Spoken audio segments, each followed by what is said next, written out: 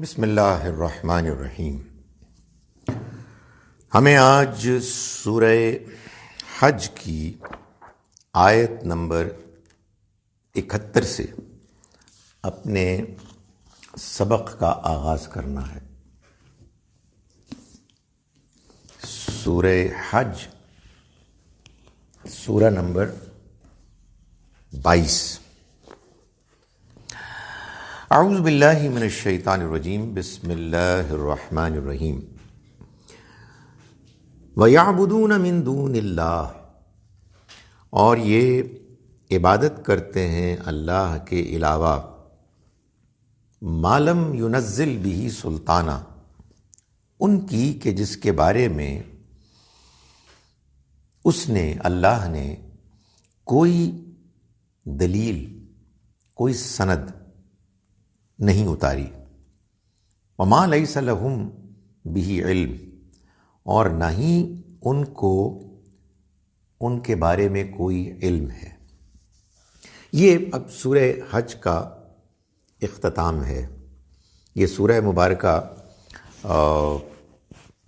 یہ جو تیسرے گروپ کی مکی صورتیں ہیں، اس کی آخری سورہ سے پہلی سورہ ہے، یعنی سورہ مومنون سے پہلے ہے، اور اس کے بعد مکی صورتیں ختم ہو جائیں گی۔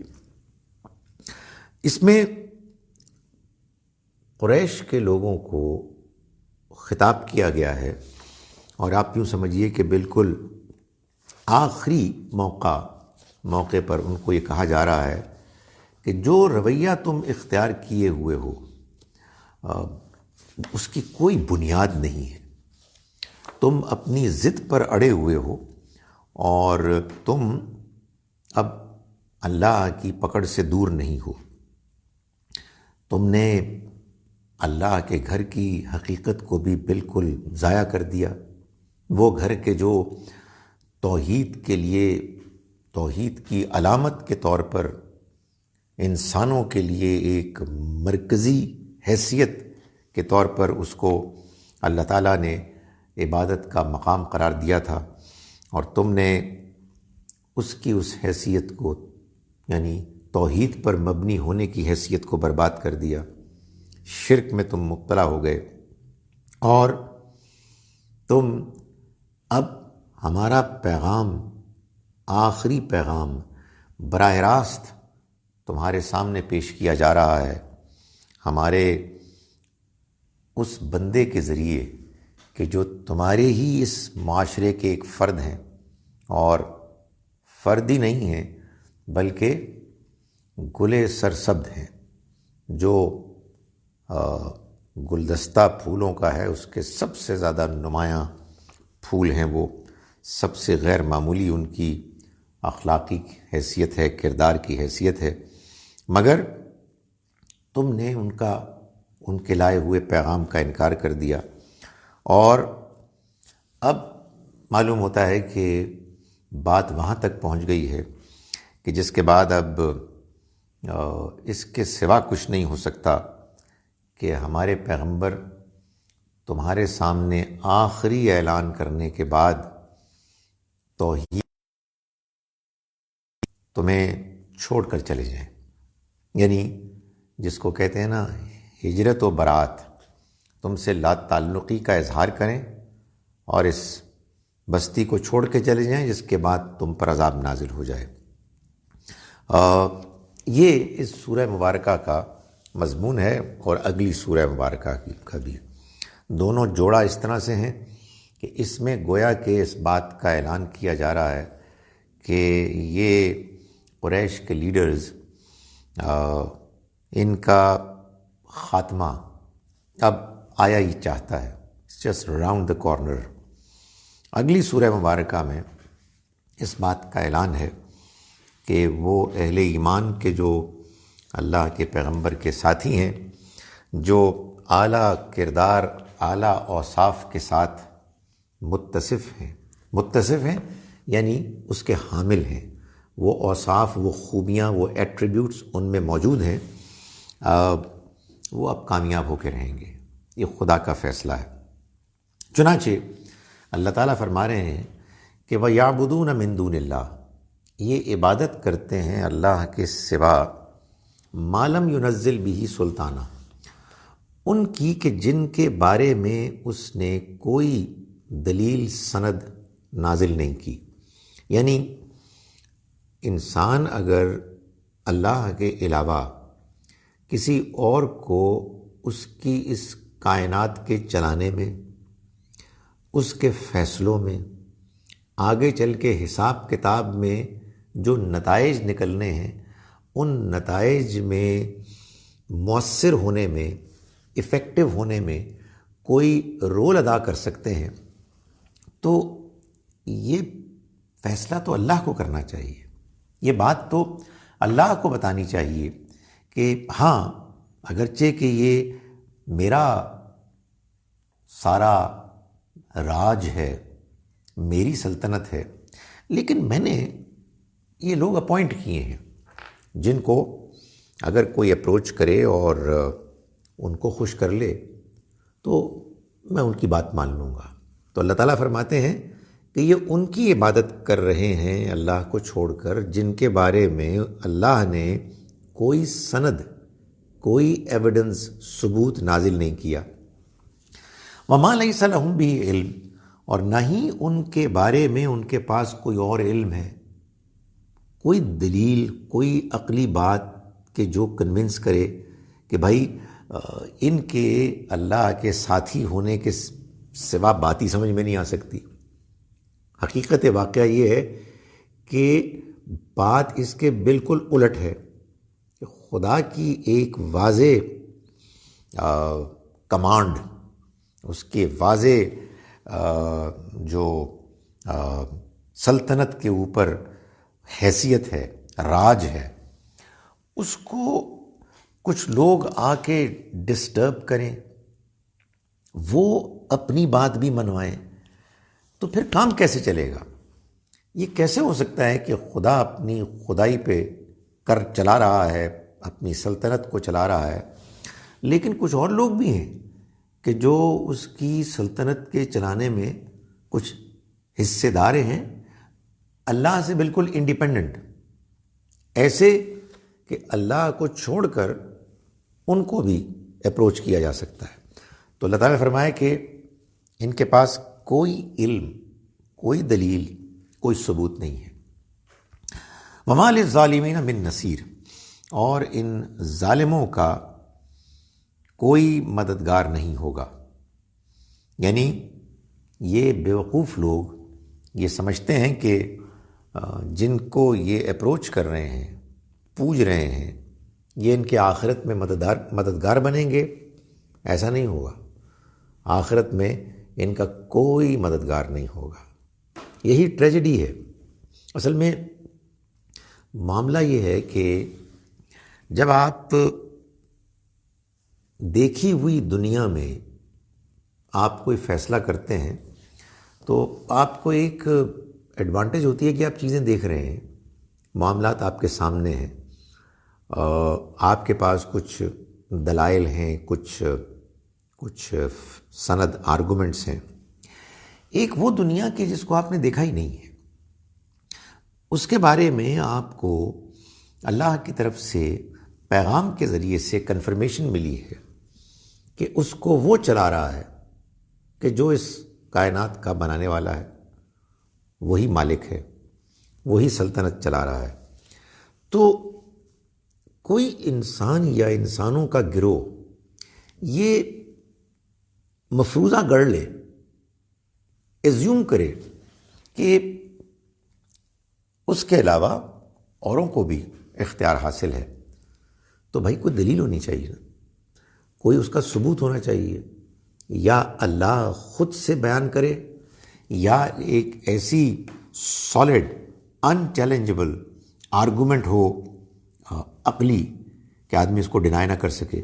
تو فرمایا کہ اس طرح کا کوئی معاملہ نہیں ہے، بلکہ یہ سمجھتے ہیں کہ ان کو آخرت میں یہ لوگ بچا لیں گے، آخرت میں ان ظالموں کا کوئی مددگار نہیں ہوگا۔ ساری پرابلم یہی ہے کہ لوگ چاہتے ہیں کہ ان کو دنیا میں کھلی چھٹی ملے اور وہ اپنی منمانی کریں، آخرت کس نے دیکھی ہے؟ اور اگر آ گئی تو پھر ہمارے یہ ساتھی ساجھی جن کو ہم پوچھتے ہیں یہ ہمیں بچا لیں گے۔ تو اللہ تعالیٰ فرمایا کہ کوئی نہیں بچا سکے گا، نو ون، نن واٹس ایور۔ وَإِذَا تُتْلَىٰ عَلَيْهِمْ آیاتنا، اور جب ان کو ہماری آیات پڑھ کر سنائی جاتی ہیں، کیسی آیات؟ بینات، واضح۔ یہ قرآن بار بار بیان کرتا ہے کہ یہ مکے کے، قریش کے، عرب کے لوگ خدا کے میزان میں، اس کے اپنے نظام میں اس لیے مجرم ہیں، ایسے مجرم کہ ان کی معافی نہیں ہو سکتی۔ اس کی وجہ یہ ہے ان کو جو پیغام ملا ہے یہ پیغام ان پر بالکل واضح ہے، دے نو اٹ کلیئرلی، اس کے باوجود وہ اس کو ریجیکٹ کر رہے ہیں۔ تو فرمایا کہ جب ہماری آیات ان کو پڑھ کر سنائی جاتی ہیں، وہ آیات کے جو بینات ہیں، واضح ہیں، تعرف فی وجوہ الذین کفروا المنکر، تو تم دیکھتے ہو ان لوگوں کے چہروں پر جنہوں نے جان بوجھ کر انکار کیا، منکر، ناگواری کے نشان کے اثرات، یعنی انہیں یہ بات اچھی نہیں لگتی جب اللہ کی آیات توحید کو بیان کرتی ہیں، ایک اللہ، اس کی وحدانیت، اس کی سلطنت، اس کے اقتدار، اور باقی سب جھوٹے خداؤں کی نفی، جب اس کو بیان کرتے ہیں تو یہ غصے میں آ جاتے ہیں، ان کے چہرے پر ناگواری کے اثرات ہوتے ہیں۔ یہ کیا چیز ہے؟ یہ اصل میں جذباتی وابستگی ہے۔ آپ دیکھیں ہمارے ہاں بھی گروہی جو اختلافات ہوتے ہیں اس میں کیا ہوتا ہے کہ لوگ ایک ون سائیڈڈ ایک پوائنٹ آف ویو بار بار سنتے ہیں، جو ان کے اندر ہیمر کیا جاتا ہے، جس سے آدمی کی برین واشنگ ہو جاتی ہے، ایک جذباتی وابستگی ہو جاتی ہے، ایموشنل اٹیچمنٹ، جس کو لوگ ایمان کہتے ہیں۔ اس کے بعد اگر آپ ان کے اس نام نہاد ایمان کو کویسچن کریں تو غصے میں آ جاتے ہیں، وہ ان کے چہروں کے اوپر آپ ناگواری کے اثرات دیکھتے ہیں۔ کبھی آپ کو اس کا تجربہ کرنا ہو، اول تو نہیں کریں تو بہتر ہے، تو آپ اپنے سے مختلف نقطہ نظر رکھنے والے، مذہبی نقطہ نظر رکھنے والے کسی فرد کی ان آراء پر تنقید کریں کہ جو انہوں نے بڑے جذباتی طور پر اختیار کی ہوئی ہیں لیکن وہ بے بنیاد ہیں۔ تو معلوم ہوتا ہے کہ جیسے ایک شدید رد عمل ہے، ری ایکشن ہے کہ جو سامنے آ رہا ہے۔ میں نے اس کا تجربہ کیا جب ایک مرتبہ میں نے ایک صاحب کو برطانیہ میں یہ کہا، میں ان کے ہاں جاتا تھا وقفے سے، تو میں نے کہا کہ خالد ظہیر آج ہمت کر ہی لو۔ تو میں نے بڑے تیاری کے ساتھ ریہرسل کر کے ایک جملہ تیار کیا اور ان کو کہا کہ in my very humble opinion Jesus Christ was not the son of God. ان صاحب کا چہرہ سفید تھا، سفید سے سرخ ہو گیا، اور انہوں نے کہا کہ میں تمہیں اس گھر سے اٹھا کے دھکے دے کے باہر نکال دیتا اگر تم میرے مہمان نہ ہوتے۔ Had you not been my guest, I would have thrown you out of this place۔ وجہ کیا ہے؟ وجہ یہ ہے کہ وہ ایک مانی ہوئی بات ہے جس کو بار بار لوگ سنتے ہیں، جذباتی فضا پیدا ہوتی ہے، اور لوگ پھر اس کے ساتھ اتنے اٹیچڈ ہو جاتے ہیں کہ پھر وہ چھوڑنے کے لیے تیار نہیں ہوتے۔ تو فرمایا کہ جب ہماری آیات ان کے سامنے ان کو پڑھ کر سنائی جاتی ہیں تو تم، اور وہ کون سی آیات؟ واضح آیات، تو تم ان لوگوں کے چہروں پر کہ جنہوں نے جان بوجھ کر انکار کیا، ناگواری دیکھتے ہو، ناگواری کے اثرات۔ یکادون یسطون بالذین یتلون علیہم آیاتنا، وہ لگتا ہے کہ قریب ہیں کہ حملہ کر دیں، پل پڑے ان لوگوں کے اوپر کہ جو ہماری آیات ان کو پڑھ کر سنا رہے ہیں. یعنی اتنا غصہ آتا ہے، I would have thrown you out of this place. پل پڑتے ہیں، ایسا لگتا ہے کہ اچانک وہ پل پڑیں گے. قل افانبئکم بشر من ذالکم، آپ کہیے تو کیا میں تمہیں بتاؤں اس سے بھی زیادہ ناگوار بات، ناگوار چیز. یعنی تمہیں میری یہ بات جو تمہارے عقائد نظریات کے خلاف ہے اتنی بری لگ رہی ہے کہ تمہارے غصے سے تمہارا بس نہیں چلتا کہ تم ہمیں پیٹ دو، مسل دو. اس سے بھی زیادہ میں تمہیں ناگوار بات بتاؤں. النار، دوزخ کی آگ، جہنم کی آگ. وعدہ اللہ الذین کفروا، اللہ نے اس کا وعدہ کیا ہے ان لوگوں سے جنہوں نے جان بوجھ کر انکار کیا. وبئس المصیر، اور وہ بہت ہی برا ٹھکانہ ہے. جو میں نے سٹوری سنائی ہے اس کو اس کے ساتھ ریلیٹ نہ کریں. سٹوری تو جن صاحب کی ہے وہ پتہ نہیں ان کو صحیح بات میں پہنچا سکا صحیح طرح سے یا نہیں پہنچا سکا، ان کا معاملہ ان کے رب کے ساتھ ہے. لیکن جن لوگوں کی بات میں یہاں آپ کے سامنے بیان کر رہا ہوں، یہ لوگ تو وہ ہیں کہ جن کو سب سے بہترین انداز میں خدا کا کلام پہنچا. کلام بھی اللہ کا، انہی کی زبان میں پہنچانے والے دنیا کے بہترین انسان، اور اس کے باوجود انہوں نے اس کو ٹھکرا دیا. تو فرمایا کہ یہ تمہیں ناگوار بات لگ رہی ہے، میں اس سے زیادہ تمہیں ایک ان پلیزنٹ ناگوار بات بتاتا ہوں کہ تم جہنم کی آگ میں جھونک دیے جاؤ گے. اور اس کا اللہ نے فیصلہ کیا، وعدہ کیا ہے ان لوگوں سے کہ جو ساری زندگی اللہ کے دین کی سچائی کو جھٹلانے میں، اس کا انکار کرنے میں گزاریں گے. اور یہ جان لو کہ وہ کوئی ایسا نہیں ہے کہ کوئی معمولی فرق کی جگہ ہوگی، بہت برا ٹھکانہ ہوگا. یا ایھا الناس، ہے لوگو، ضرب مثل، ایک مثال بیان کی جاتی ہے. یعنی اگر تمہیں ہم یہ بتائیں کہ جن کی تم عبادت کر رہے ہو ان کی کیا حقیقت ہے، تو آؤ تمہیں ایک مثال سے سمجھاتے ہیں. ایک مثال بیان کی جاتی ہے، فاستمعوا لہ، تو تم ذرا اس کو غور سے سنو. اصل میں ساری پرابلم یہی ہے، لوگ غور سے نہیں سنتے. ہم اپنے مانے ہوئے نظریات کو، جن کے ساتھ ہماری ایک ایموشنل اٹیچمنٹ ہوتی ہے، ہم نہیں ہوتے. اس لیے ہم دوسرے کی بات کھلے ذہن کے ساتھ غیر جذباتی اور دیانتدارانہ طور پر سننے کے لیے تیار نہیں ہوتے. فرمایا کہ غور سے سنو. ان الذین تدعون من دون اللہ، وہ لوگ کہ جن کو تم پکارتے ہو، وہ ہستیاں، وہ معبود جن کو تم پکارتے ہو، من دون اللہ، اللہ کے سوا، لن یخلقوا ذبابا، وہ ایک مکھی بھی پیدا نہیں کر سکتے. وَلَوِ اجْتَمَعُوا لَهُ، اگرچہ کہ وہ سب کے سب مل کر اس کی کوشش کر لیں. یعنی وہ سب جمع ہو جائیں، سارے ہی معبود، اور یہ کوشش کریں کہ ایک مکھی بنائیں، وہ بھی نہیں بنا سکتے.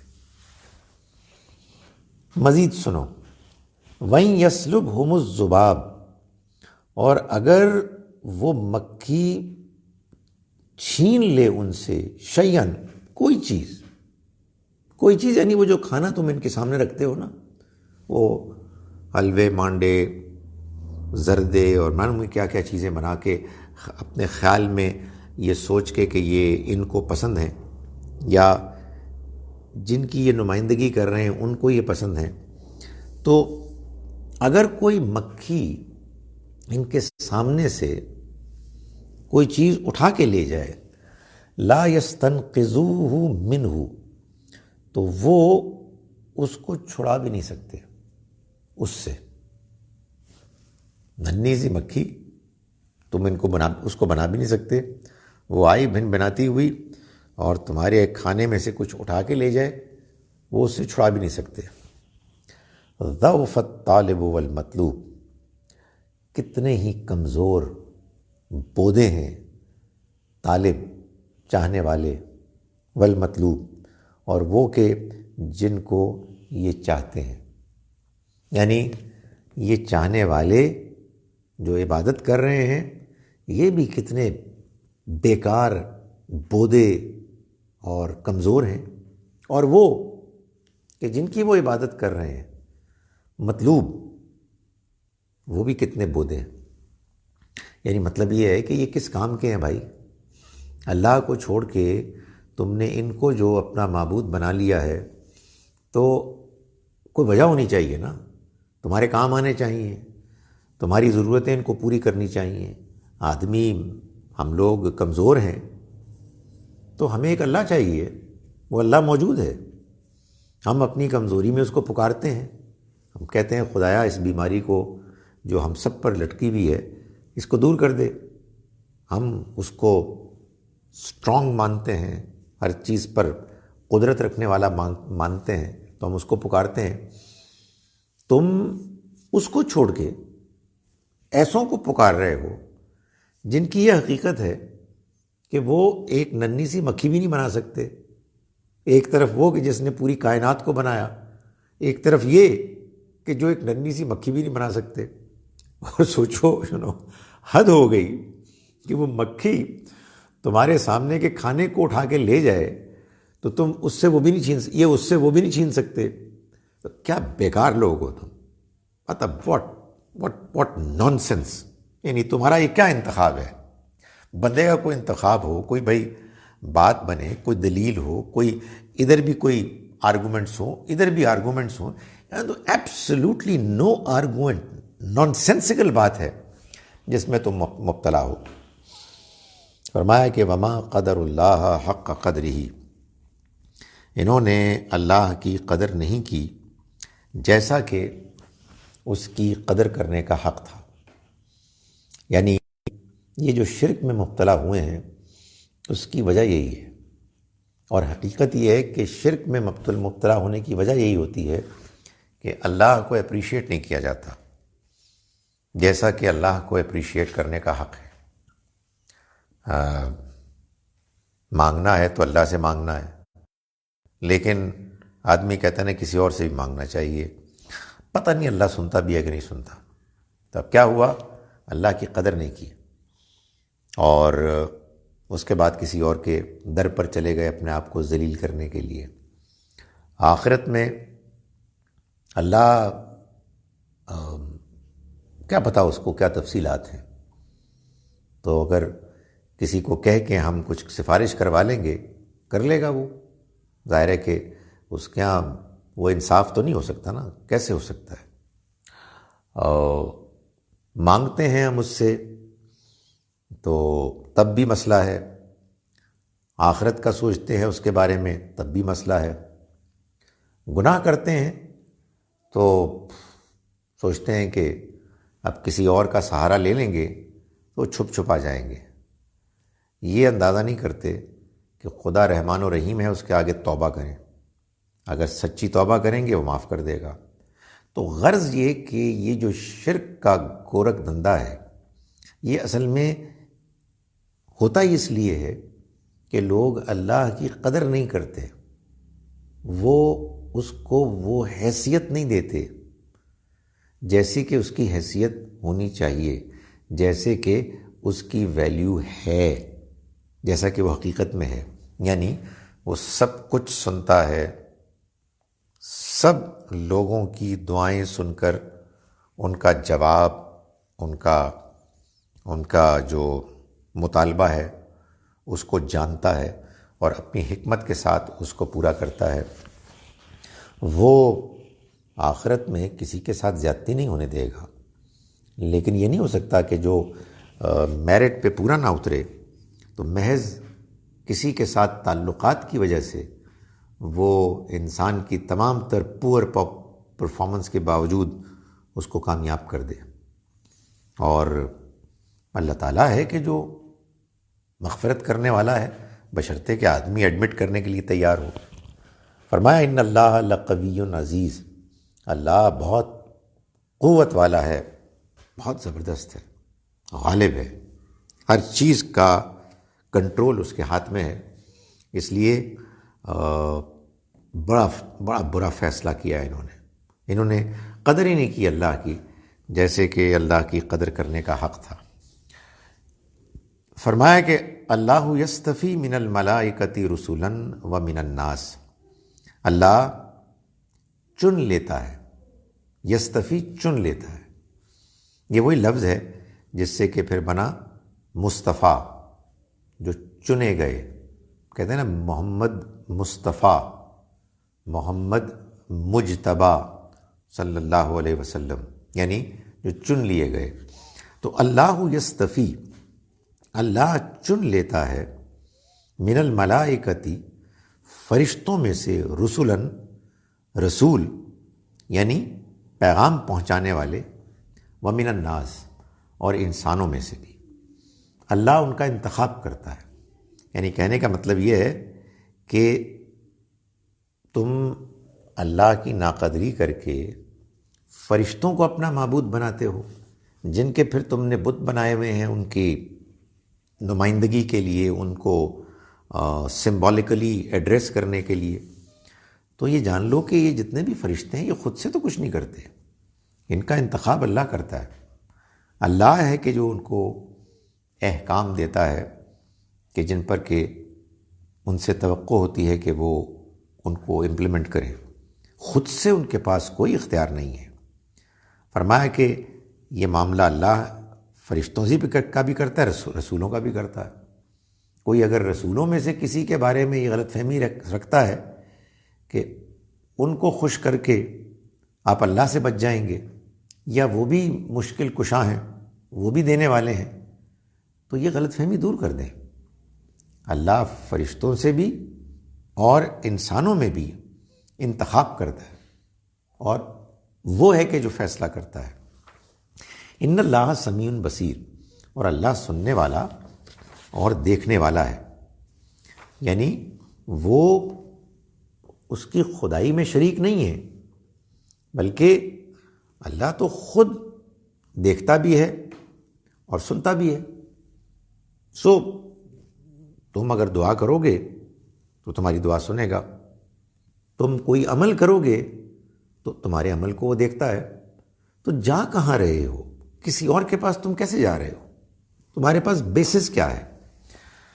فرمایا یعلم ما بین ایدیہم وما خلفہم، وہ جانتا ہے کہ ان کے آگے اور پیچھے جو کچھ بھی ہے، یعنی ان کے آگے اور پیچھے، یعنی فرشتوں کے آگے اور پیچھے۔ فرشتے کوئی انڈیپینڈنٹ نظام نہیں چلا رہے، انڈیپینڈنٹ آف گاڈ، اللہ کو چھوڑ کر نہیں، اللہ کے پاس سارا علم ہے، وہ ان کے آگے کو بھی جانتا ہے، ان کے پیچھے کو بھی جانتا ہے۔ وَإِلَى اللَّهِ تُرْجَعُ الْأُمُورُ، اور اللہ ہی کی طرف تمام معاملات لوٹائے جانے والے ہیں، اسی کی طرف سب چیزیں رجوع ہوں گی۔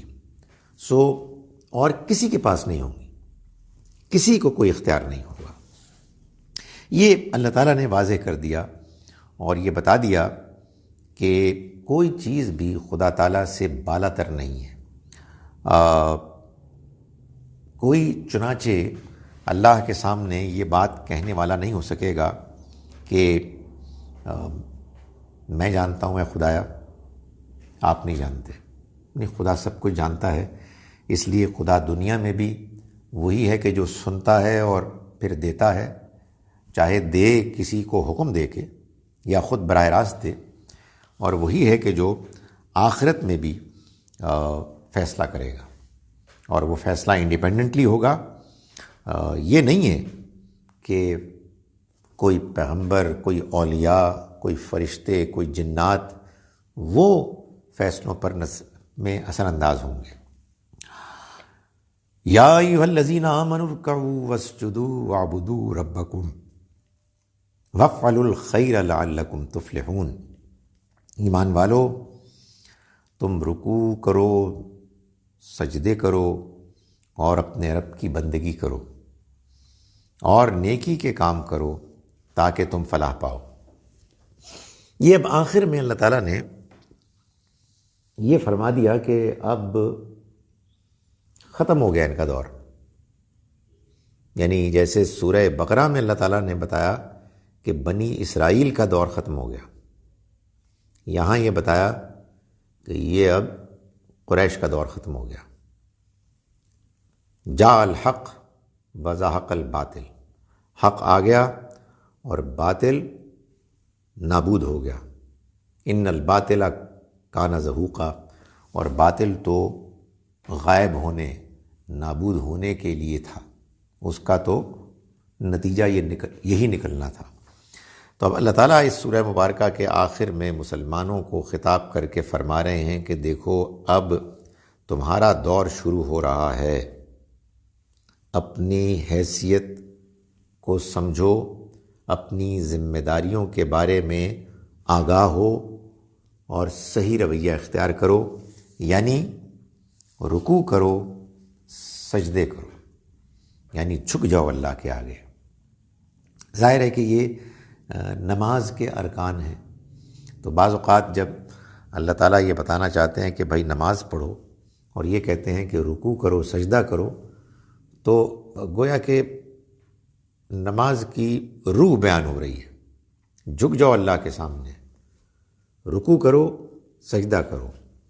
جب تم یہ کام کرو گے، روزانہ رکوع کرو گے، اپنے آپ کو جھکا لو گے، روزانہ اپنا سر، اپنا ماتھا کئی مرتبہ اپنے رب کے حضور میں ڈالو گے، تو تمہارے اندر وہ عاجزی انکساری پیدا ہو جائے گی کہ جس کے بعد تم اللہ کے ہر حکم اور ہر سچائی کے آگے جھک جاؤ گے۔ اصل میں یہ نماز، یہ رکوع، یہ سجدہ انسان کی انانیت سے پاک کرتا ہے۔ تو تم یہ کام کرو، وَاعْبُدُوا رَبَّكُمْ، اور اپنے رب کی عبادت کرو۔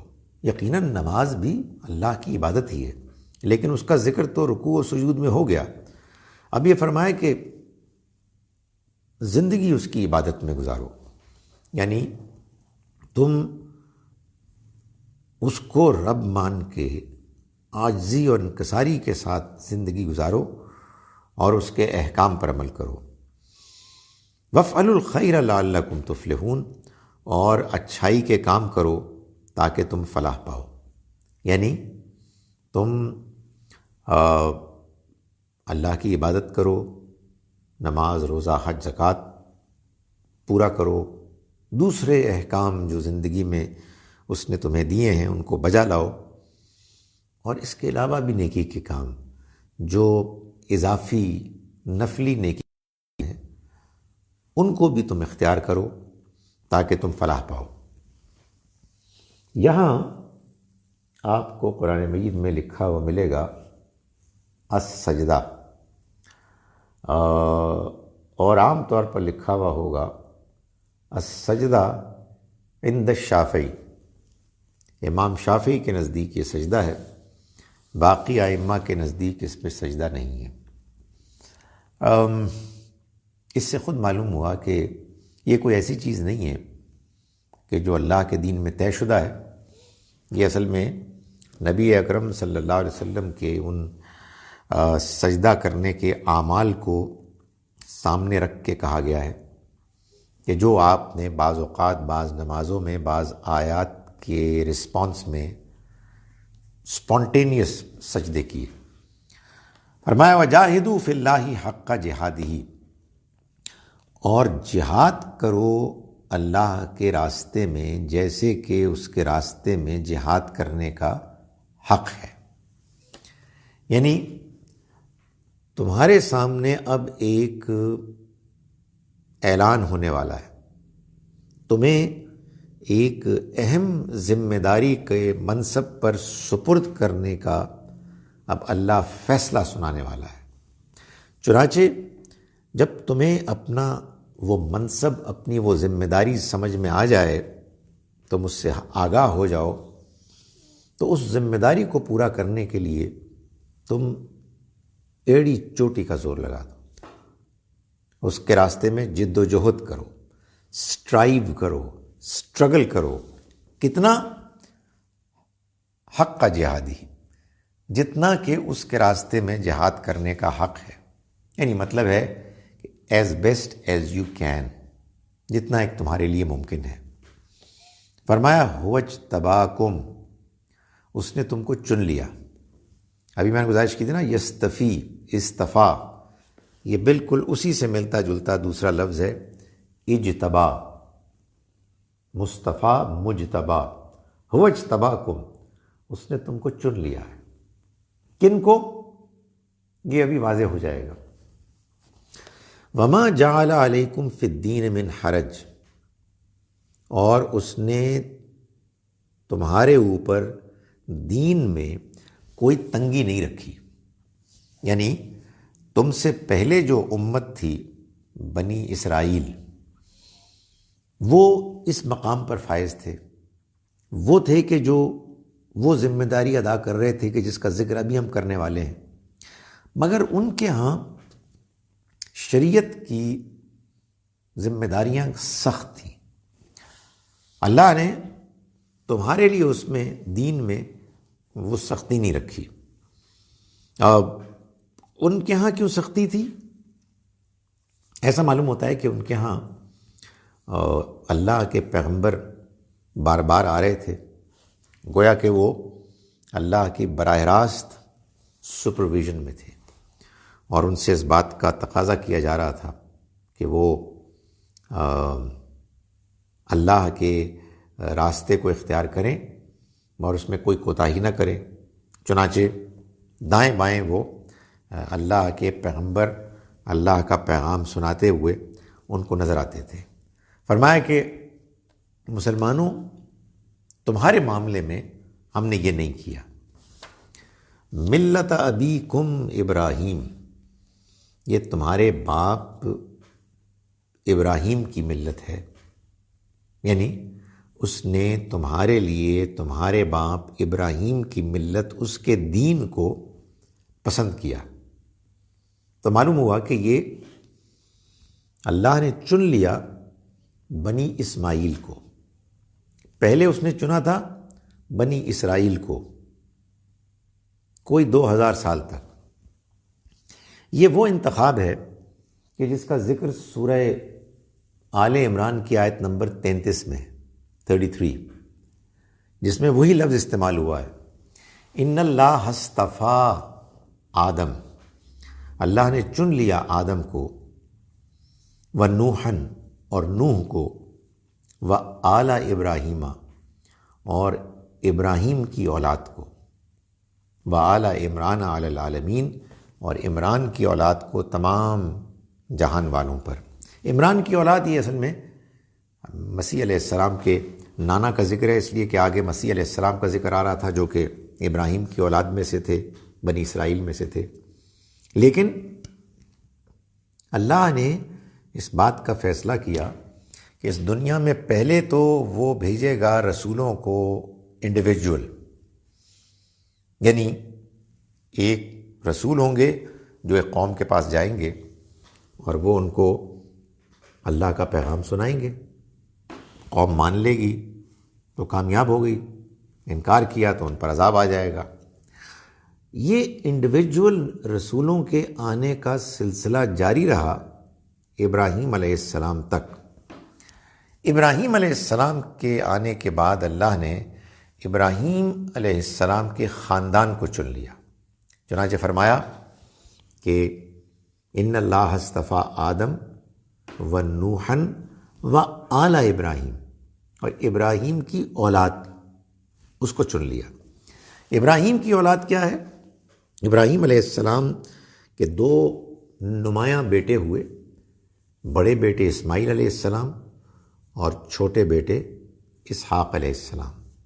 اسحاق علیہ السلام کے بیٹے تھے یعقوب علیہ السلام، جن کا دوسرا نام اسرائیل تھا، جن کی اولاد بنی اسرائیل۔ ابراہیم علیہ السلام کے بعد بنی اسرائیل کو اقتدار ملا، جو کنعان یعنی فلسطین میں آباد ہوئے۔ وہ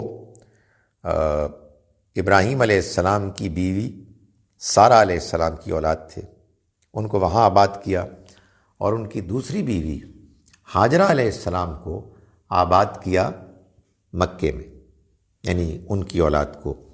تو بنی اسرائیل، بنی اسماعیل، بنی اسرائیل کے 2000 سال کے آپ کہیے اقتدار کے بعد اب یہ منصب بنی اسماعیل کے سپرد کیا جا رہا ہے، اور کہا جا رہا ہے کہ اس نے تمہیں چن لیا، هو اجتباکم وما جعل علیکم فی الدین من حرج، اور اس نے تمہارے دین میں کوئی تنگی نہیں رکھی۔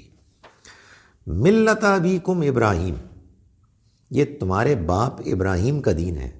باپ سے معلوم ہو گیا کہ یہ ایڈریس اصل میں بنی اسماعیل کو ہے، باقی جو مسلمان ہیں وہ بس ان کے ساتھ شامل ہیں، یعنی جیسے ہوتا ہے نا کوئی پیروفری، ان کے فالوورز، لیکن اصل انتخاب اللہ نے بنی اسماعیل کا کیا۔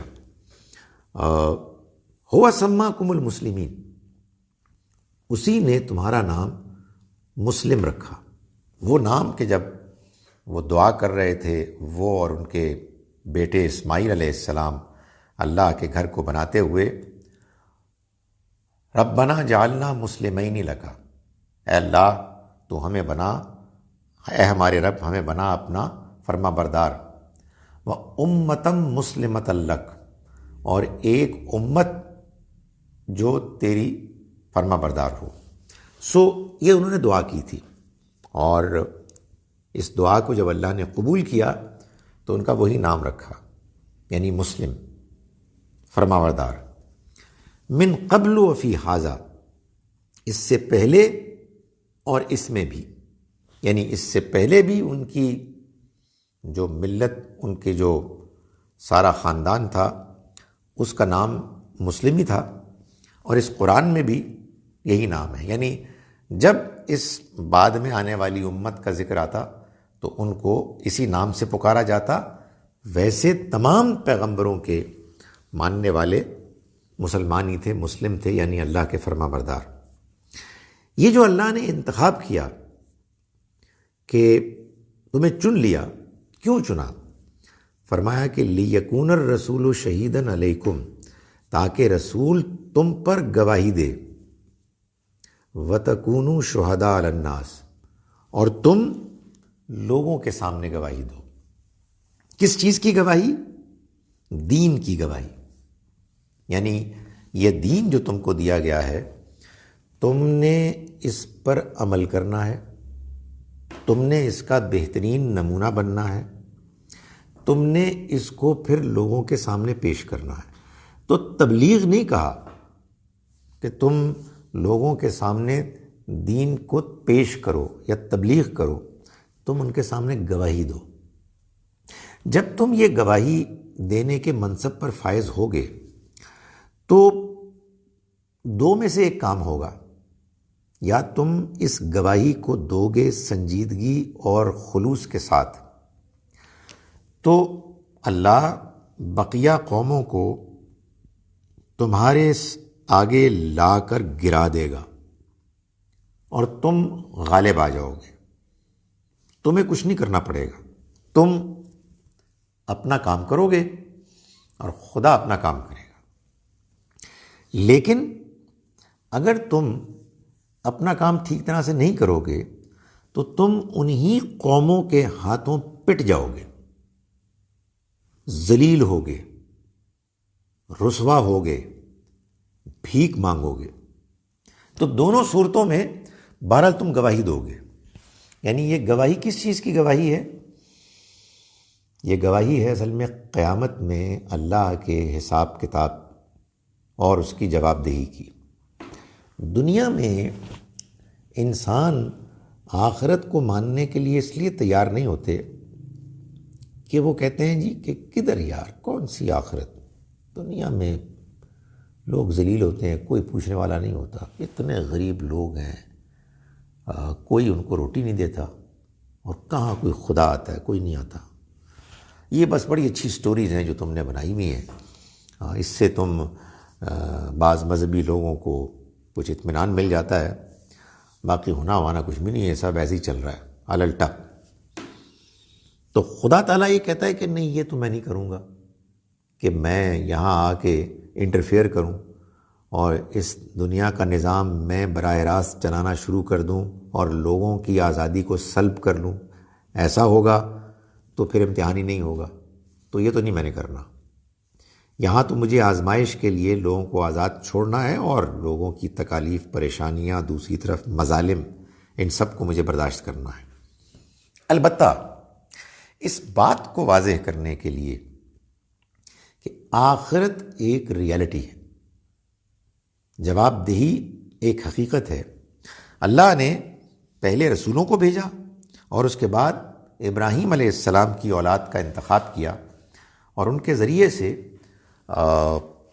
یہ کیا کہ اس نے ان کو گویا کہ ایک ماڈل، نمونہ بنا دیا۔ اگر وہ ٹھیک رہیں گے تو وہ چھا جائیں گے، اگر وہ ٹھیک نہیں رہیں گے تو مارے جائیں گے۔ یہی معاملہ پہلے اللہ نے 2000 سال بنی اسرائیل کے ساتھ کیا۔ اگر آپ اس کی داستان کا خلاصہ پڑھنا چاہیں تو سورہ بنی اسرائیل کی پہلی چند آیات پڑھ لیں، سورہ بنی اسرائیل 17 سورہ، پرابلی ورسز 1 to 10 یا 15۔ تو اس میں اللہ تعالیٰ نے یہ داستان بیان کی ہے الفاظ میں، جب تم ٹھیک ہوئے ہم نے تمہیں عروج دیا، جب تم غلط ہوئے ہم نے تمہاری پٹائی کرا دی۔ یہی معاملہ اللہ تعالیٰ نے اب منصب سپرد کیا بنی اسماعیل کو، یعنی یہ ان عربوں کو۔ فرمایا کہ اس سے پہلے بھی تمہارا نام مسلم تھا اور اس قرآن میں بھی ہے، یہ ہم نے تمہیں چنا ہے اس لیے تاکہ رسول ہو جائیں گواہ تم پر اور تم ہو جاؤ گواہ لوگوں کے سامنے۔ یعنی یہ صحابہ کرام، یہ بنی اسماعیل کہ وہ لوگ کہ جن پر اللہ کے پیغمبر صلی اللہ علیہ وسلم نے براہ راست گواہی دی، وہ آگے گواہ بن جائیں، اور پھر یہی بنی اسماعیل آگے دنیا والوں کے سامنے قیامت تک کے لیے گواہی دے۔ یہ بات تمہیں سمجھ میں آ گئی ہے؟ فَأَقِیمُوا الصَّلَاةَ وَآتُوا الزَّکَاةَ، تو پھر شروع کرو کام، شروع کرو کام، یعنی دین کو پکڑو، دین کو سمجھو، دین کو اختیار کرو۔ دین میں اصل چیز کیا ہے؟ نماز کا اہتمام کرو، زکوٰۃ ادا کرو، وَاعْتَصِمُوا بِاللَّهِ، اور اللہ کو مضبوط پکڑو، یعنی اللہ کی یہ ہدایت، یہ قرآن جو تم کو ملا ہے، اس کو مضبوطی کے ساتھ پکڑ کر رکھو، اور اسی کے ذریعے سے ہدایت پاؤ، اسی کے ذریعے سے فیصلے کرو، اور اللہ کی مدد پر بھروسہ کرو۔ فَنِعْمَ الْمَوْلَى وَنِعْمَ النَّصِيرُ، وہی تمہارا مولا ہے، تو کیا ہی ہوا مولاکم، وہی تمہارا مولا ہے۔ فَنِعْمَ الْمَوْلَى، تو کیا ہی اچھا مولا ہے، وَنِعْمَ النَّصِيرُ، اور کیا ہی اچھا مددگار ہے، کیا ہی اچھا دوست ساتھی ہے، اور کیا ہی اچھا مددگار ہے۔ میں ان آیات کا ترجمہ ایک مرتبہ پھر آپ کے سامنے کر رہا ہوں۔ ہم نے آج کا سبق شروع کیا آیت نمبر 70 سے۔ بسم اللہ الرحمن الرحیم۔ وَيَعْبُدُونَ مِن دُونِ اللَّهِ، اور یہ عبادت کرتے ہیں اللہ کے علاوہ، مَا لَمْ يُنَزِّلْ بِهِ سُلْطَانًا، ان کی کہ جن کے بارے میں اس نے، اللہ نے کوئی سند، کوئی دلیل نازل نہیں کی۔ وَمَا لَيْسَ لَهُم بِهِ عِلْمٌ، اور ان کی کہ جن کے لیے ان کے پاس کوئی علم، کوئی ثبوت نہیں ہے۔ وَمَا لِلظَّالِمِينَ مِن نَصِيرٍ، اور ان ظالموں کے لیے، ان مشرکوں کے لیے کوئی مددگار نہیں ہوگا۔ وَإِذَا تُتْلَىٰ عَلَيْهِمْ آیاتُنَا، اور جب ان پڑھ کر سنائی جاتی ہیں، بینات جو بالکل واضح ہیں، واضح کر دینے والی، تعرف فی وجوہ الذین کفروا المنکر، تو تم ان کے چہروں کے اوپر کہ جنہوں نے انکار کیا ناگواری دیکھو گے، ناگواری کے اثرات دیکھو گے، ایسی انپلیزنٹنس۔ یکادون یسطون بالذین یتلون علیہم آیاتنا، تم یہ ہے قریب ہوتے ہیں کہ پل پڑیں ان لوگوں پر کہ جو ان کو ہماری آیات پڑھ کر سناتے ہیں۔ قل، ان سے کہو، افانبئکم بشر من ذالکم، تو یہ بتاؤ تم کہ میں تمہیں کیا نہ آگاہ کروں اس سے کہ جو اس سے بھی زیادہ ناگوار ہے۔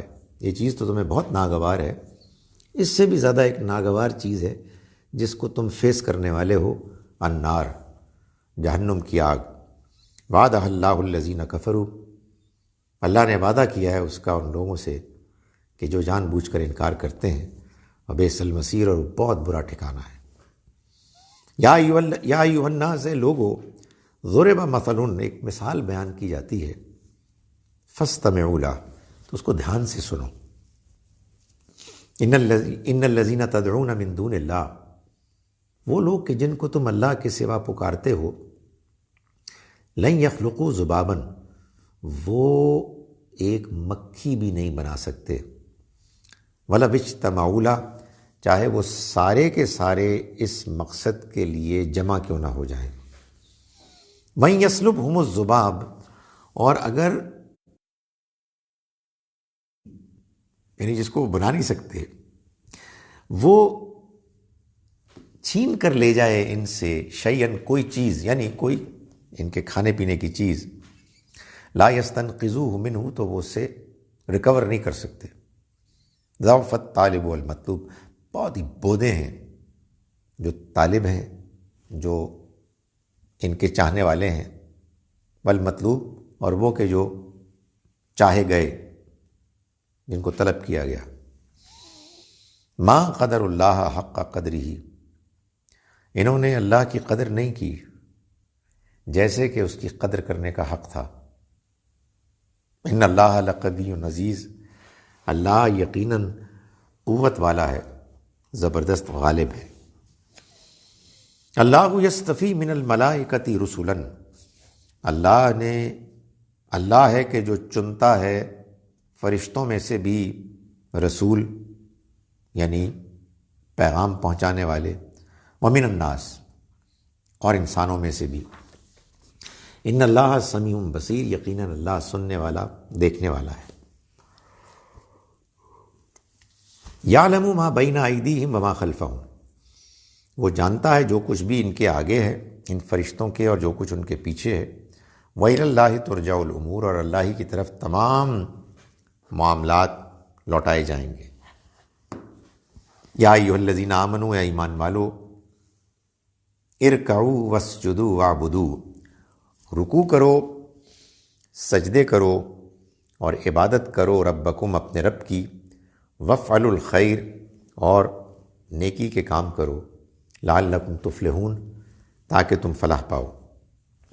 وجاہدوا فی اللہ حق جہادی، اور تم جہاد کرو اللہ کے راستے میں جیسے اس کے راستے میں جہاد کرنے کا حق ہے۔ هو اجتباکم، اس نے تم کو چن لیا۔ وما جعل علیکم فی الدین من حرج، اور اس نے تمہارے لیے دین میں کوئی تنگی، مشکل نہیں رکھی۔ ملت ابیکم ابراہیم، یہ دین تمہارے باپ ابراہیم کا دین ہے، اس کی ملت ہے۔ ہوا سماکم المسلمین، اس نے تمہارا نام مسلمان رکھا، من قبل وفی ھذا، پہلے بھی کتابوں میں اور اس کتاب میں بھی، اور اس نے تمہیں چنا لیکون الرسول، تاکہ ہو جائیں رسول، شہیداً علیکم، تم پر گواہ، وتکونوا شہداء علی الناس، اور تم ہو جاؤ گواہ لوگوں پر، انسانوں پر۔ فاقیموا الصلاۃ وآتوا الزکاۃ، تو تم نماز کا اہتمام کرو، زکوٰۃ ادا کرو۔ واعتصموا باللہ، اور اللہ کو مضبوطی سے پکڑ لو۔ ہوا مولاکم، وہی تمہارا مولا ہے۔ فنعم المولا، تو کیا ہی عمدہ مولا، کیا ہی عمدہ دوست ہے۔ ونعم النصیر، اور کیا ہی عمدہ مددگار ہے، یعنی اس کو اگر تم اپنا دوست اور مددگار بناؤ گے تو وہ یقیناً تمہیں کبھی مایوس نہیں کرے گا۔ اقول قولی ھذا واستغفر اللہ لی ولکم۔ اب میں آتا ہوں جناب آپ کے سوالوں کی طرف.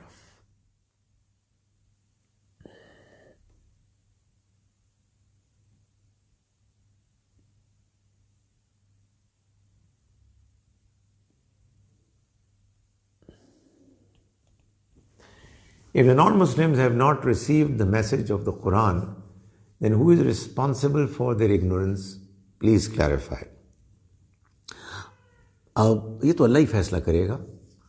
اگر یہ بات معلوم ہوئی کہ نان مسلمز کو مسلمانوں کی طرف سے پیغام ٹھیک طرح سے پہنچ سکتا تھا اور انہوں نے نہیں پہنچایا اور اس میں انہوں نے واضح کوتاہی کی تو مسلمان پکڑے جائیں گے. جہاں جہاں مسلمانوں نے غیر مسلموں کو صحیح طرح سے پیغام پہنچایا مگر انہوں نے اس کو سمجھنے کی کوشش نہیں کی اور تکبر کے ساتھ ایروگنٹلی اس کو مسترد کر دیا تو غیر مسلم پکڑے جائیں گے. اور اگر کہیں ایسا ہوا کہ انہوں نے کوشش کی مگر بات نہیں پہنچ سکی for reasons beyond their control تو پھر کسی کا قصور نہیں ہوگا. تو ہر حال میں فیصلہ تو اللہ ہی کرے گا. ہم کسی ایک پارٹی کو بلیم نہیں کر سکتے، لیکن اللہ نے یہ بتا دیا کہ جب وہ گروہ کہ جس کے پاس پیغام کو پہنچانے کی ذمہ داری ہے وہ خود اس کا مستحق بنے کہ پہلے اس کو پیغام پہنچایا جائے اور وہ اس پیغام کو بگاڑ دے تو پھر یہ بہت بڑا جرم ہے. یعنی آپ مسلمان ہیں اور آپ کو مسلمان ہونے کا مطلب ہی نہیں آتا اور آپ وہی حرکتیں کر رہے ہیں جو مشرک کرتے ہیں، جو غیر مسلم کرتے ہیں. یعنی غیر مسلم تو بہت بڑے اچھے بھی ہوتے ہیں، وہ لوگ کرتے ہیں کہ جنہوں نے دین کو مسترد کر دیا. We live in Pakistan. How are we expected to deliver the message of the Quran to people living in the other part of the world? میں نے گزارش کر دی نا کہ یہ ذمہ داری تو پوری امت کی ہے اور اس ذمہ داری میں ہر ایک کا رول اس کی اپنی اپنی حیثیت کے لحاظ سے ہے. یعنی کچھ لوگ ہیں کہ جو علماء ہیں، علماء کے بارے میں قرآن نے یہ بتایا کہ وہ اپنی سوسائٹی میں دین کو پیش کرنے کے ذمہ دار ہیں، اس لیے کہ ان کو دین آتا ہے. تو قرآن نے بتایا کہ انہیں چاہیے کہ وہ دین میں اسپیشلائز کریں اور اس کو اپنی سوسائٹی کے لوگوں کے سامنے پیش کریں. کچھ لوگ ہیں کہ جو آرڈنری لوگ ہوتے ہیں، جو ڈائریکٹلی دین کو نہیں جانتے، ان کے بارے میں یہ بتایا کہ وہ وتواصوا بالحق وتواصوا بالصبر، ایک دوسرے کو حق کی تلقین کریں اور ایک دوسرے کو حق پر ثابت قدم رہنے کی تلقین کریں. یعنی مطلب یہ ہے کہ وہ جن لوگوں سے ان کا نیچرلی ملنا ہے، جو ان کے رشتہ دار ہیں، جو ان کے دوست ہیں، جو ان کے ہمسائے ہیں، جو ان کے کسٹمرز ہیں وغیرہ وغیرہ، جن سے ان کی ملاقاتیں ہوتی ہیں اور معاملات پر بھی بات ہوتی ہے، تو انہیں حق کی بات بتانی چاہیے. یعنی کوئی اپنی فرقہ واریت کوئی بات ایسی نہیں بتانی، بلکہ جو حق بات ہے اس کو بیان کرنا ہے. تیسرے حکمران ہیں. حکمرانوں کی ذمہ داری اس سے بھی آگے کی ہے. ان کو اللہ تعالیٰ نے اس بات پر مامور کیا ہے کہ وہ نماز کے نظام کو نافذ کریں، زکوٰۃ کا اہتمام کریں، زکوٰۃ کے سسٹم کو امپلیمنٹ کرنے کا، امر بالمعروف کریں، معروف اچھائی کو پروموٹ کریں سوسائٹی میں، اپنے پولیس کے ذریعے سے، جمعے کے خطبے کے ذریعے سے، جو حکمرانوں ہی کی ذمہ داری ہے، انہی کا پریروگیٹو رائٹ ہے. اور اس کے علاوہ جو چوتھا گروہ ہے اس کو ہم نے آج پڑھ لیا، وہ ہے بنی اسماعیل، یعنی اولاد ابراہیم. پوری دنیا پر اللہ کے دین کی شہادت تو اس وقت قائم ہوگی جب وہ قوم کہ جس کو اللہ نے سپرد کی ہے یہ ذمہ داری، وہ اس ذمہ داری کو سمجھ کر اس کو آگے بڑھانے کی کوشش کرے. آج کے دور میں معلوم ہوتا ہے کہ اللہ تعالیٰ نے ایک پانچواں بندوبست بھی کیا ہے، اور وہ یہ ہے کہ بڑے پیمانے پر لوگ بیرون ملک ایسے ممالک میں چلے گئے ہیں جہاں غیر مسلموں کی اکثریت ہے، تو وہ کسی کے ہمسائے ہوتے ہیں، کسی کے کسٹمر ہوتے ہیں، کسی کے امپلائی ہوتے ہیں، کسی کے باس ہوتے ہیں، وغیرہ وغیرہ. تو ان کے ذریعے سے بھی اللہ کا پیغام پھیل سکتا ہے اگر وہ دیانتداری سے اپنے کردار اخلاق کو اللہ کے دین کے مطابق ٹھیک رکھیں، اور جہاں کہیں کوئی موقع آئے تو اللہ کے پیغام کو پہنچائیں.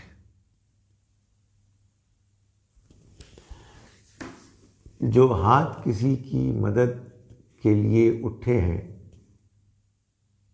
وہ ان ہاتھوں سے بہت بہتر ہے جو دعا کے لیے اٹھتے ہیں. Kindly help others as much as you can in this time of ordeal. We need to rise as a true Islamic welfare state.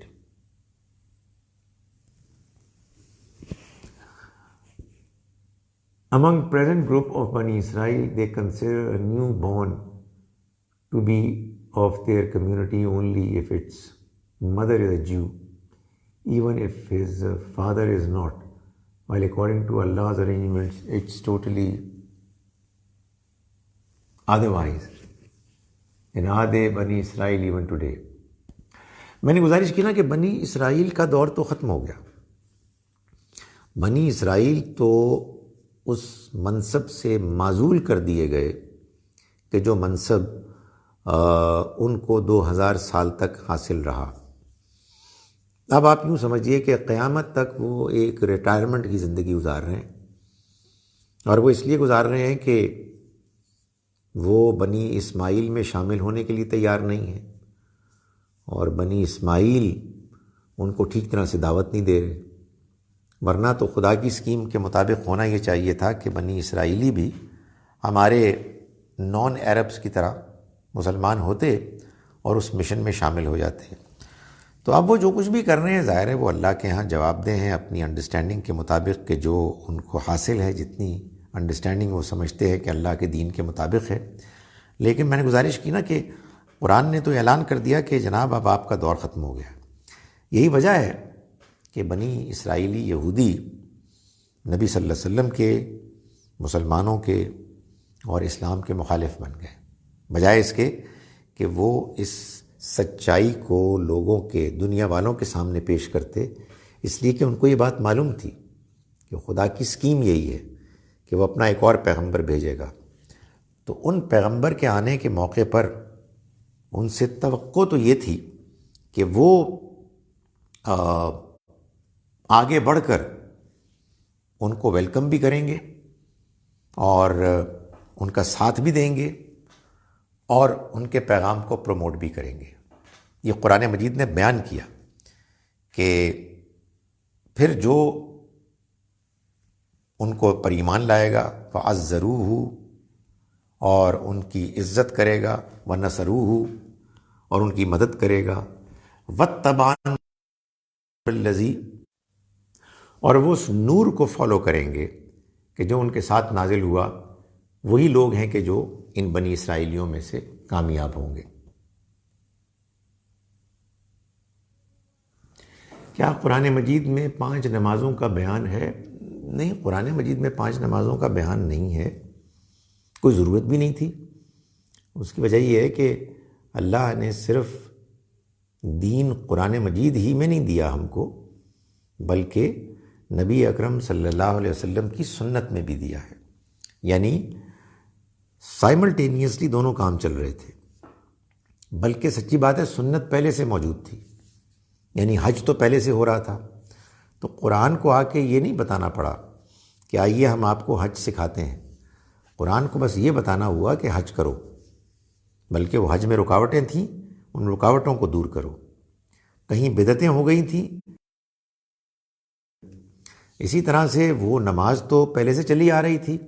نبی اکرم صلی اللہ علیہ وسلم نے اسی نماز کو جو بگڑ گئی تھی اس کو ٹھیک کر دیا اور پڑھنا شروع کر دیا.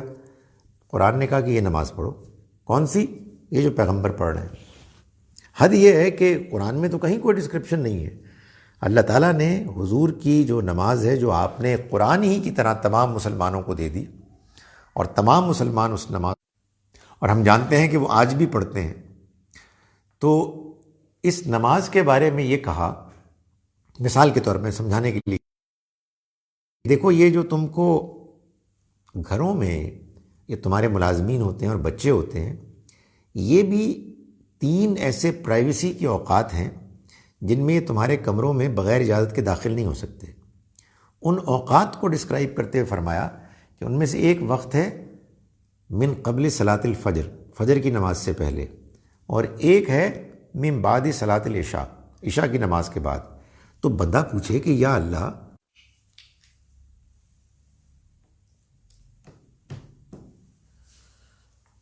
میں یہ بندوبست کر لوں جس کے پروبیبلی نہ ہونے کی وجہ سے یہ مسئلہ ہو رہا ہے، تو فجر کی نماز کیا ہوتی ہے اور عشاء کی نماز کیا ہوتی ہے، یہ قرآن نے بیان نہیں کیا۔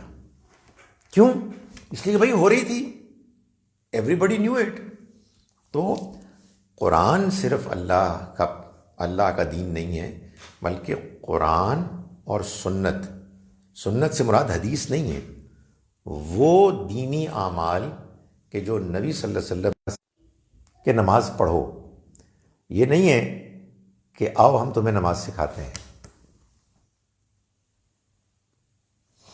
بچے کی پیدائش کے وقت اذان دینے کی تاکید کی کیا حقیقت ہے؟ معلوم ہوتا ہے کہ کوئی حقیقت نہیں ہے، یہ ایسی چیز ہے کہ جس کو کہ دین نہیں بنایا گیا، مگر ہمارے ہاں اس میں اختلاف ہے۔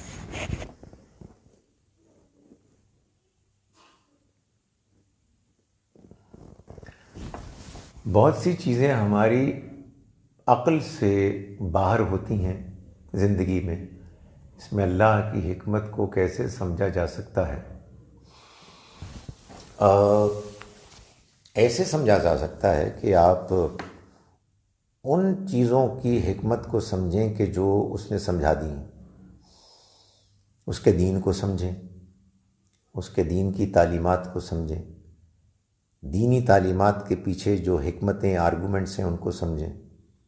جب آپ کو اللہ کا دین ایسے سمجھ میں آ جائے گا کہ آپ اس کو انٹرنلائز کر لیں گے، یعنی آپ واقعی مان لیں گے، واقعی، جذباتی ہو کر نہیں، کسی کے دھونس یا پریشر کی وجہ سے نہیں، بلکہ اندر سے کہ یہ اللہ کا دین ہے، مجھے سمجھ میں آ گئی ہے، تو پھر آپ کو ایک اور بات بھی سمجھ میں آ جائے گی، اور وہ بات یہ ہے کہ یہ جو اللہ کا دین ہے، اس کا ایک حصہ وہ ہے کہ جو بالکل سمجھ میں آ رہا ہے، اللہ کے فیصلے سمجھ میں آ رہے ہیں، اور اللہ کا دین ہمیں، اللہ کی کتاب ہمیں ایک اور بات بھی بتا رہی ہے کہ زندگی کے بعض واقعات وہ ہوتے ہیں عقل اور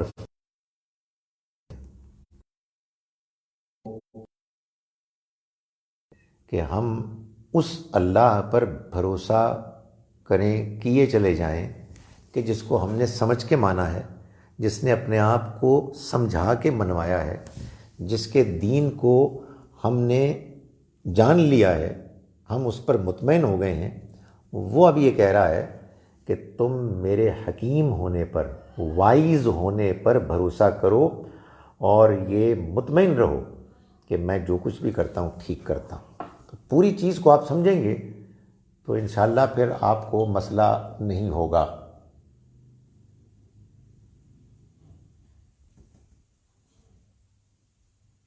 ایک سوال پیچھے رہ گیا تھا، Is it our duty to bring everyone in the fold of Islam, or will Allah judge each one according to the message they received from their Nabis and Rasuls? Please guide. ہمارا کام یہ ہے کہ ہم وتواصوا بالحق وتواصوا بالصبر، حق کی تلقین کریں ایک دوسرے کو اور صبر کی تلقین کریں ایک دوسرے کو۔ ہماری ذمہ داری یہ ہے کہ ہم سچے انسان بنیں اور سچے مسلمان بنیں۔ جب ہم یہ کام کریں گے تو کیا ہوگا کہ ہم میں سے ہر ایک اپنی اپنی حیثیت کیپیسٹی کے لحاظ سے دین پر عمل کرے گا. جو منیمم ریکوائرمنٹس ہیں اس پر تو سبھی کو عمل کرنا چاہیے. جو اس سے آگے بڑھ کر ایڈیشنل ہیں ان میں ہر آدمی اپنی اپنی حیثیت سے کرے گا. آج جیسے آپ دیکھ رہے ہیں کہ کورونا وائرس میں بہت سے لوگ آگے بڑھ کر لوگوں کی مدد کے لیے نکل کھڑے ہوئے ہیں.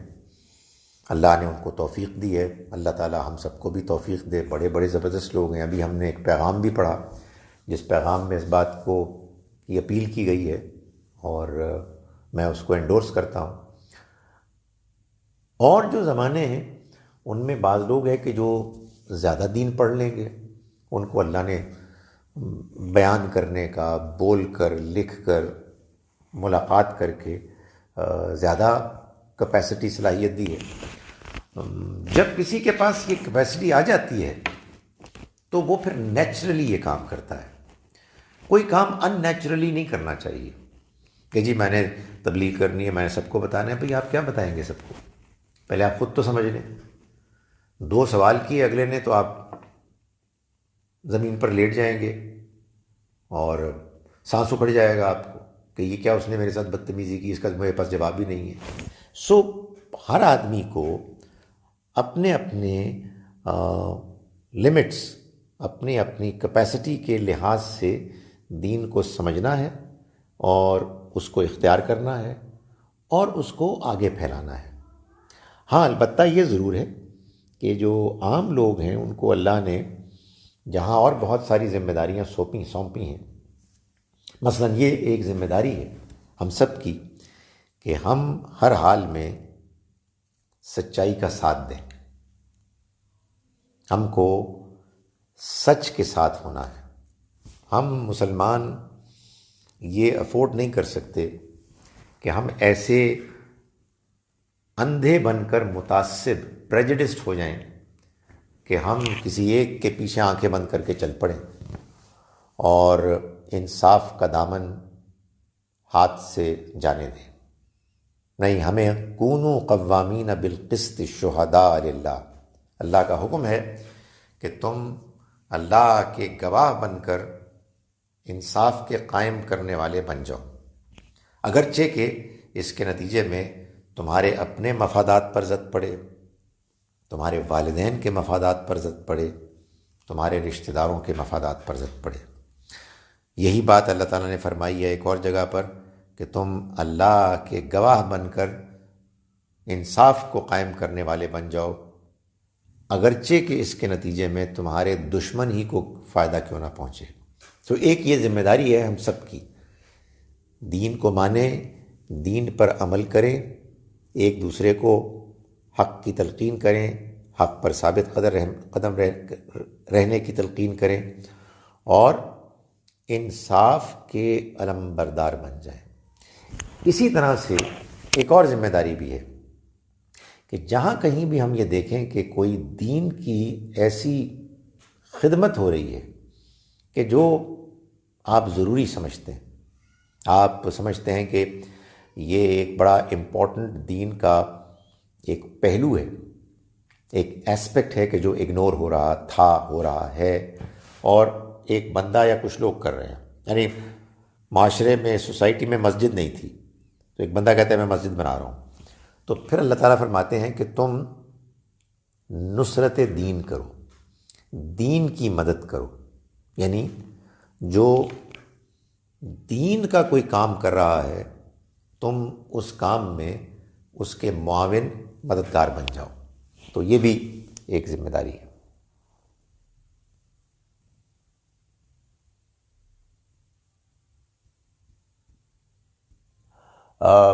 توکل پر کچھ روشنی ڈالیں کیونکہ اس کا تعلق اللہ کی حکمت کے ساتھ دکھتا ہے. توکل کا مطلب ہے اللہ پر بھروسہ کرنا. اللہ پر بھروسہ کرنے کے لیے اللہ تعالیٰ نے، اللہ کے پیغمبر نے ہم کو یہ بتایا ہے کہ ہم پہلے اپنی وہ ذمہ داریاں پوری کریں کہ جو ہمارے بس میں ہیں، اور پھر اگر جو کام ہم کر رہے ہیں وہ کام ٹھیک ہے، ہمیں اس پر اطمینان ہے، ہم نے اپنی بس میں جو کچھ کر سکتے تھے اس کو کر لیا ہے، تو پھر اس کے بعد نتائج کو اللہ پر چھوڑ دیں۔ اگر کوئی کام ایسا ہے کہ جس میں ہم بے بس ہیں، تو بس جتنا تھوڑا بہت اختیار امکان بس ہے اتنا کریں، باقی اللہ مالک ہے۔ کیونکہ یہ جان لیں کہ دنیا کے کام نہ میں نے چلانے ہیں نہ آپ نے چلانے، یہ اللہ نے چلانے۔ تو ہم اللہ میاں نہیں بن سکتے، ہمیں اپنے اپنے جو بھی حساب، اختیار، منصب کی ذمہ داری پوری کرنی ہے، اپنا اپنا شیئر ڈالنا ہے جتنا ہمارا امکان ہے، اور پھر اس کے بعد اطمینان رکھنا ہے کہ باقی کام اللہ کا ہے۔ Please don't get me wrong, یہ مطلب نہیں ہے کہ آپ لمبے پڑھ کے سو جائیں اور کہیں گے اللہ اپنا کام کریں گے، نہیں، آپ اپنا کام کریں گے، جتنا آپ کی ذمہ داری بنتی ہے اس کا حق ادا کریں گے، تو پھر اللہ تعالیٰ آئے گا اور وہاں سے کام اٹھائے گا اور سنبھال لے گا۔